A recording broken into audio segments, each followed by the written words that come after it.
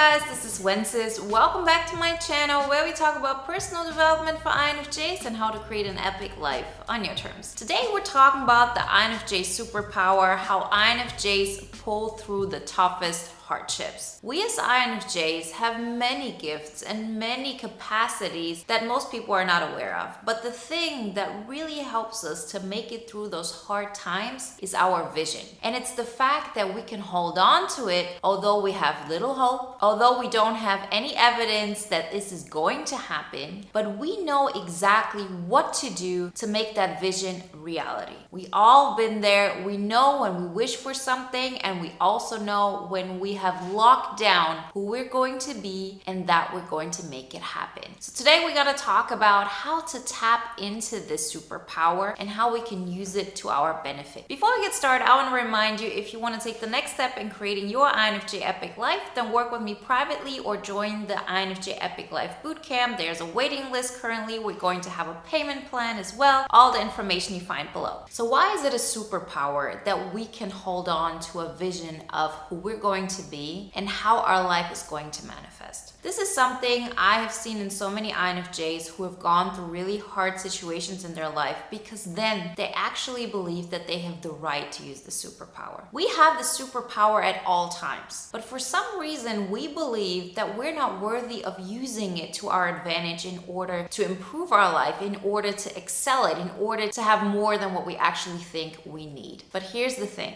every single time we are in a tough situation where we have to use this power of ours, we can do this. And I've worked with so many INFJs who've gone through really deep black holes in their life, who've gone through tough situations, and they've been able to pull through. And I've seen this with other types as well. It's not that other types can pull through, that they can't really make it, but this is something where we have an advantage. We have an advantage that we can hold on to what is going to be. So let's say you go to some really hard time and you have to give up on a dream. You have to grieve it. You have to grieve up a potential relationship. You have to grieve a potential career path. Whatever it may be, at some point you decide, okay, I'm gonna cut my losses. I did all I could do. I feel like I'm still a good person if I say goodbye to that situation because, I've already given everything of myself. Now I deserve to use my superpower. Now I'm not using it to my advantage. I'm not putting it into unfair advantage. I'm going to tap into this because I know that once I decide this is how it's going to be, I'm going to be willing to remove absolutely everything in my life that contradicts that. See, that's a completely different scenario than you saying, I'm going to be with that person or I'm going to make it in that workspace. Because when you do that, you're already projecting on the outside. And when you do that, you have to adapt yourself. But that superpower of ours is something that we define in the future to be. And the only thing constant in this is ourselves. So saying, I from now on am never going to let anybody make me feel inferior. From now on, I'm not going to allow anybody to make me feel like I can't take care of myself. From now on, I'm not going to ever allow myself to get in a situation where I feel so powerless. I decide that I'm going to grow. I decide that I'm going to get myself out of any kind of dependency from that person, that situation, or anything that is similar to that. See, we as INFJs, we tend to live in our mind. We've talked about this. And it can be a hindrance and it can be a huge advantage. In this particular case, it is our advantage because it's the one thing that we're most scared of.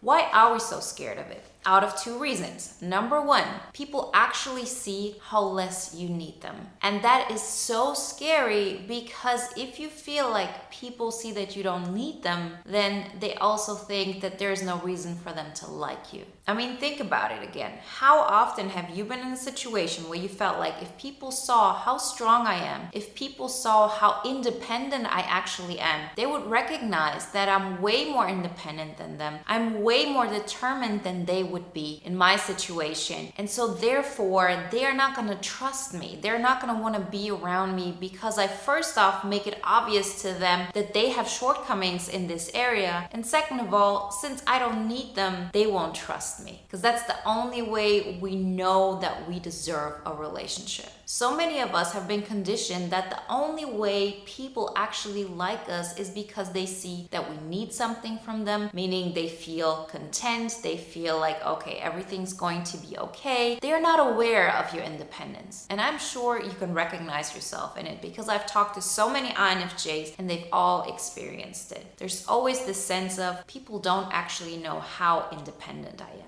And this independence, this feeling of I know who I'm going to be and I don't need external validation, that is the INFJ superpower. We are able to hold on to a version of reality without having external evidence. A lot of types can do this, but we as a type in general, so as an overall group, have much more capacity to hold on to something without it being manifested in the real world. That's why we have that NI at our first place. You know, INTJs have a similar situation here, right? It is because our combination of NI at first and SE as fourth and our last function in the MBTI stack. So how does this manifest, like let's say in comparison to other types? And as I said, I'm just generalizing here. It's not that every INFJ is better at this than any other person of another type. All I'm saying, as a general rule, people who have introverted intuition as their first function are much more likely to hold on to a vision without having external feedback. So if you're around people who think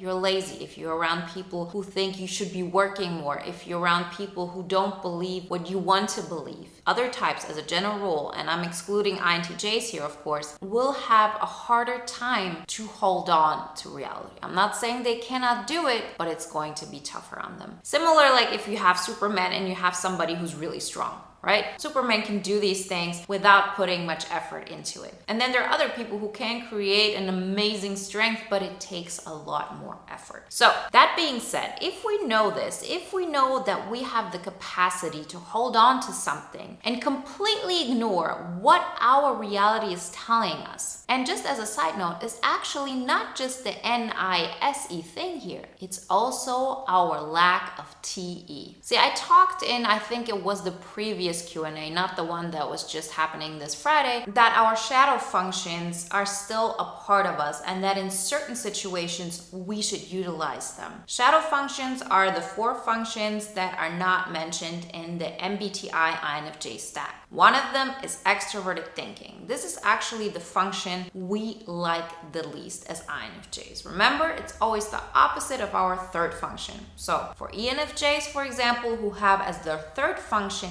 SE, their least favorite function is introverted sensing. For us, it's extroverted thinking. And extroverted thinking is a sense of there is external proof that this is going to happen. And this can be really hard on us because very often we need to have some kind of attachment to reality. We have to have some kind of bridge that will make it happen in the real world. So if we use TE only to such an extent that we create an action plan, we create a way how our new vision of ourselves and of how we're going to be in the new reality we're creating in the world, if we create a bridge to how we're going to make that happen, having everything the way it is, then things are going to turn out. We still have to find that bridge. We still have to go for it. We cannot continue just living it in our mind and not expressing it on the outside. What would be an example for that? An example of this would be, I don't believe I have to prove myself. I know I'm smart. I know I'm capable. And everything you're showing to the outside is, I allow you to talk back to me. I allow you to disrespect me. And I keep telling myself stories like, I don't need to prove myself. I don't want the conflict. They're not worth it. Whatever it is that your mind is telling you in order to keep you safe. When you actually tap into this superpower, you show people that you really don't care what they think. You show that to them. You actually are willing to have a confrontation if necessary. Because whatever may adapt, it may be the people around you, it may be your career path, it may be not the person that you want to be with. All of those people and all of those situations and circumstances are interchangeable. What is not interchangeable is how you're going to show up. If you know this is how I want to feel about myself, you're not allowing anybody or any circumstance to treat you differently. You're not allowing people to project other things onto you. And you cannot control what people want to project on you. But when they see that the reality of it, so how you actually act, contradicts what they want you to be, they move away. See, that is why so many people see INFJs as the holy grail, as like this amazing person that can fulfill all their dreams, because we on default state allow people to project onto us whatever they want. And we do this because we have this image in our mind of who we are, and we don't need to project it on the outside. But that is not tapping into our superpower, because again, we allow other people to have an influence of how we feel about ourselves. So you might say, okay, didn't I just say that we can hold on to something? We can. But the way you do that is that you say, I'm willing for people to look at me and to judge me, for people to think I'm selfish, I'm ignorant, I'm lazy, I'm all of those things that you might be afraid of. Because you know that from now on, you're not going to allow any kind of relationship in your life. Doesn't matter if it's your boss, your sister, your mother, your best friend, or an intimate relationship. You're not allowing anybody to have a relationship with you while they project aspects onto you that you don't want to live out anymore. And very often we recognize this when we have gone through those hardships, when we have seen, okay, I've tried everything to make that person feel good about themselves. I was willing to dim my light. I was willing to be somebody's sidekick. I was willing to be their best friend. And I was willing to do that while neglecting making me the center of attention. When in the end, it's always about being the center of attention in your life. If you put yourself first, you're not making anybody else do that as well. If people put you in the center of their life or not is not for you to decide. But what you can decide is that you say, my life is based on how I want to see it, and I'm going to make that happen. And we all know we have the capacity to. But as I said, in most cases, we only think we deserve to tap into that superpower when we've done all we can. When we know I've actually tried everything to think about the other person, I tried to make it fair for everybody, and now I don't have another choice. Now even I'm convinced that that person has gone too far, and that I have to advocate for myself. So when we know this, what are we going to do with it? What are we going to do with that knowledge? Are we really going to wait until we again lay on the floor, or have been kicked to the curb, or have been pushed to the corner until we tap into this? Isn't it time that we say, I'm not here to survive. I'm not here to use my superpower to keep my head above water. I'm going to use my superpower to thrive. I will use my superpower to create a life that I'm looking forward to. I'm going to use my superpower to create that INFJ epic life. I'm not going to allow myself to get into situations or relationships or any kind of circumstances that will get me to a point of barely making it by, so I allow myself to tap into that superpower. I give myself permission to do that now. I give myself permission to create something, although I know that nobody believes in it, although it seems like something that is not able to be made real, but I know I can. I have pulled myself out of such hardships that I also know that I'm going to create peace for myself as a default state, and I'm going to use this superpower to aim for something that seems out of the ordinary. I'm going to go for that amazing job where everybody says, oh, how are you going to get that? You will get there because you have a vision, because you've determined this. You're going to get that business opportunity done because you know this is what you want. You decide, I'm going to have a partner who is my equal, who helps me to become the person I want to be. And you set that vision, and you're not willing to budge for anybody. That's what your superpower is. And it's about time that we're not just using it to get over those hardships, over those tough situations, which allow us to tap into this, because otherwise we think we would be using something that is unfair to others. It's not. Every single person has a superpower.